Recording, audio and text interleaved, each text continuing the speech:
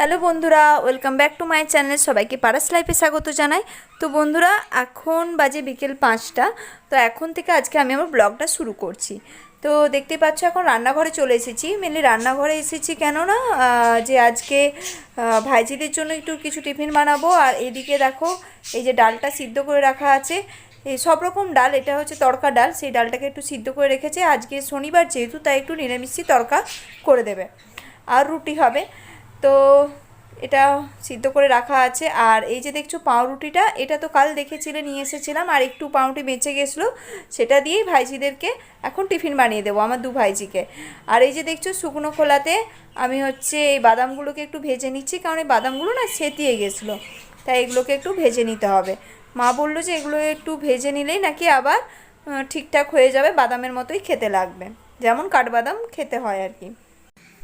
এমনিতে দেখেছি মেলা টেলাতে যে বাদামগুলোকে বালির উপরে রেখে গরম বালিতে ওরা ভাজে, কিন্তু আমার কাছে তো কিছু নেই সেরকমভাবে ভাজার জন্য। আমি তাই জন্য শুকনো খোলাতেই এগুলোকে ভেজে নিচ্ছি একটু করে।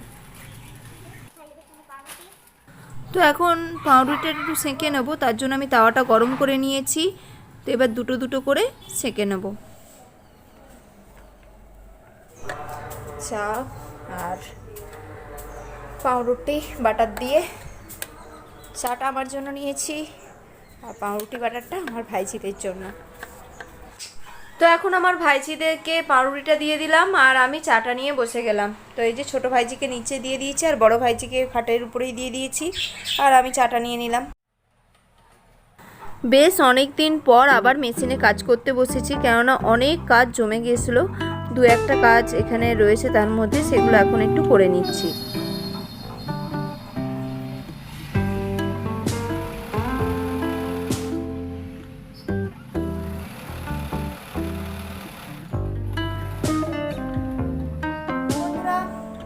এইমাত্র সেলাই জাস্ট কমপ্লিট করলাম। তো সেলাইগুলো কমপ্লিট হয়ে গেছে। তো এবারে ভাবছি যে এই যে জায়গাটা দেখতে পাচ্ছ না, দেখো মেশিনের জায়গাটা, তো ভাবছি এই মেশিনের জায়গাটাকে একটু পরিষ্কার করে দেবো, একটু অর্গানাইজ করে দেবো। কেননা একটু কালো ছোপ ছোপ পড়ে গেছে, বুঝতে পারছো। তো এটাকেও একটু কলিং দিয়ে পরিষ্কার করে নেবো। চলো এটা একটু করে নিই। তো আমি প্রথমেই যেটা করলাম, প্রথমেই হচ্ছে মেশিনটাকে আগে কলিং দিয়ে ভালো করে পরিষ্কার করে নিলাম। সাদা জিনিস তো একটুতেই না ময়লা হয়ে যায়, তাই একটু ভালো করে একটুকু ঘষে ঘষে এগুলোকে পরিষ্কার করে দেবো।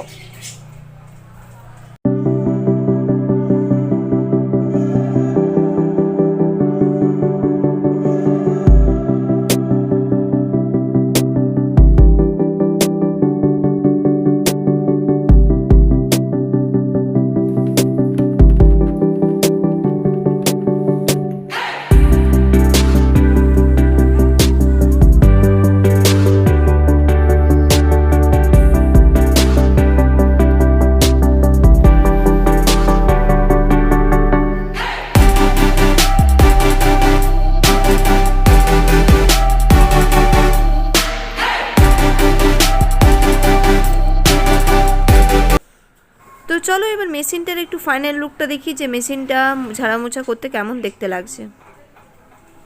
তোমরাই কমেন্টে বলো কেমন দেখতে লাগছে।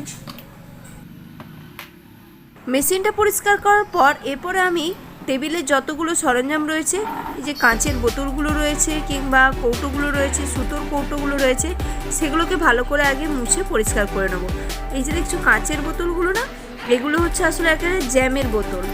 তো জ্যামের বোতলগুলোকে আমি জ্যাম শেষ হয়ে যাওয়ার পর এগুলোকে কাজে লাগিয়েছি। আমার সুতো, বোতাম, এছাড়া ফিতে, আরও নানা রকম যে জিনিসগুলো রয়েছে ছোট ছোট, সেগুলোকে ওর মধ্যে ঢুকিয়ে রাখি। আর এই যে নীল মতো কৌটোটা, এটা হচ্ছে চকের কৌটো, ওটাতে নানা রকমের চক রয়েছে। এই দেখো এই যে কৌটোটা দেখতে পাচ্ছ, এটাতে কীরকম ধুলো স্তর পড়ে গেছে পুরো। তো এটাকেও ভালো করে একটু ঝেড়ে টুড়ে নিয়ে এইখানে যে সুতোর যে আমার বাক্সগুলো রয়েছে সেগুলোকেও পরিষ্কার করে ওর মধ্যে সুতোগুলোকে গুছিয়ে রেখে দিচ্ছি।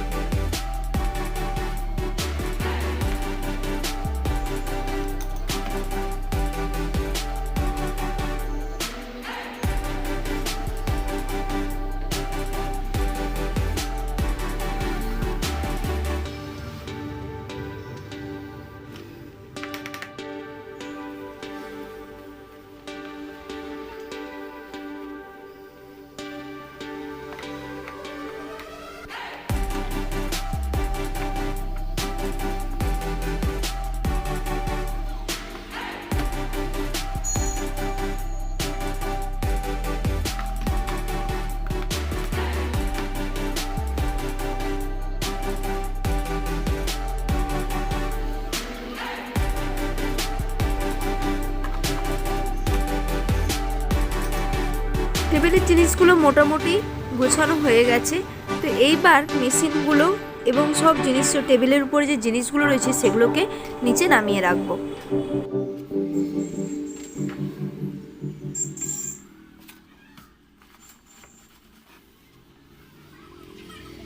আপনারা ভাবছেন তো যে এটা আজকে অর্গানাইজ করে দিলাম, তো এটা এখন আমার বেশ কয়েকদিন চলে যাবে।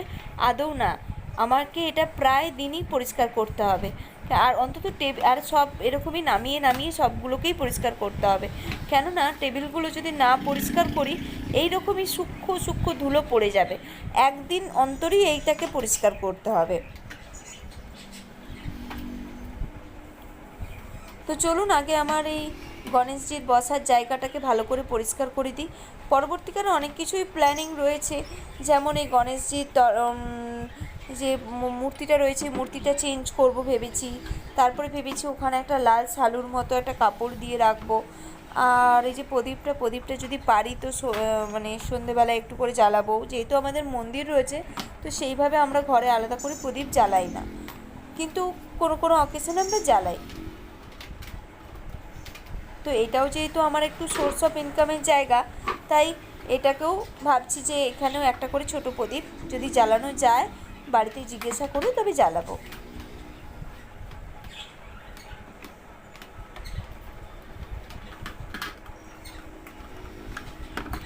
তো দেখুন, আপনাদের সাথে কথা বলতে বলতে আমার কিন্তু টেবিলটা প্রায় গোছ করা হয়ে গেছে।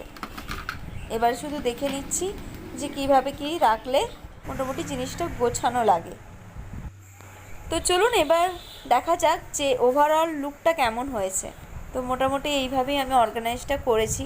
পরে আরও অনেক কিছু প্ল্যানিং রয়েছে, সেগুলো পরে দেখা যাক আমি করতে পারি কি না। তো মেশিনটা দেখে কিন্তু আমার খুব ভালো লাগছে।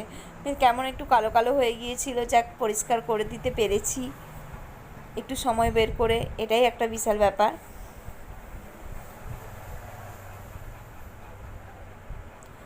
তো বন্ধুরা কমেন্টে জানিও যে আমার এই মোটামুটি অর্গানাইজটা তোমাদের কেমন লেগেছে।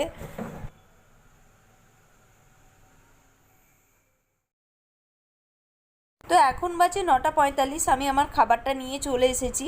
তো তোমাদেরকে বলে দিই খাবারে কী কী রয়েছে। বলেইছিলাম নিরামিষ তরকা রয়েছে, আর রয়েছে ওখানে কুঁদরি আলু পোস্ত, আর আমি একটু মিষ্টি খেতে ভালোবাসি তাই একটু গুড় নিয়ে নিয়েছি, আর রুটি। তো এই হলো আজকে রাতের ডিনার। তো বন্ধুরা আজকের মতো ভিডিওটা এই পর্যন্তই। যদি ভিডিওটা ভালো লেগে থাকে তাহলে অবশ্যই পারাস লাইফ চ্যানেলটিকে সাবস্ক্রাইব করো, আর নিত্য নতুন ভিডিওর জন্য বেল আইকনটিতে ক্লিক করে রাখো। তো টাটা, দেখা হচ্ছে পরের ব্লগে। চলে এসেছে, হ্যাঁ ওই দেখো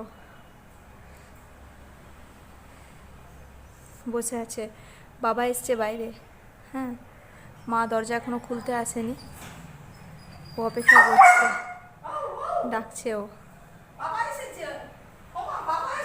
দাও, মা ওখানে ছিল, দৌড়ে চলে এসছে।